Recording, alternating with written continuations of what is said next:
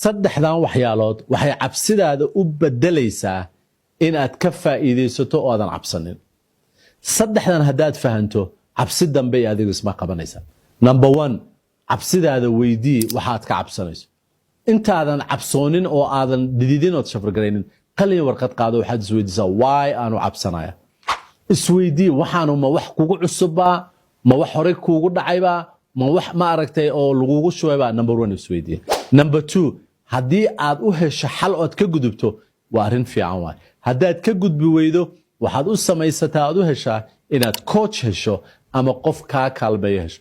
inuu coach noqdo qof fog maybe uma baahnid, maybe qof kugu dhow baa kaa kaalmeyn kara. haddii kale sanayn waxaad heli kartaa coach ama qof kagu caawiya inaad cabsida ka gudubto. number 3 cabsida wanaagsani waa midda mar waliba kobcinaysa growthkaaga iyo kor u kacaaga. goal samayso aad ka cabsanaysa inaad gaarto laakiin aad isku cabrisod go'aan ku gaarto inaad dhahdo I want to reach that goal si aad mar walba cabsida u cayrsato say adiga ku caysan lahayd.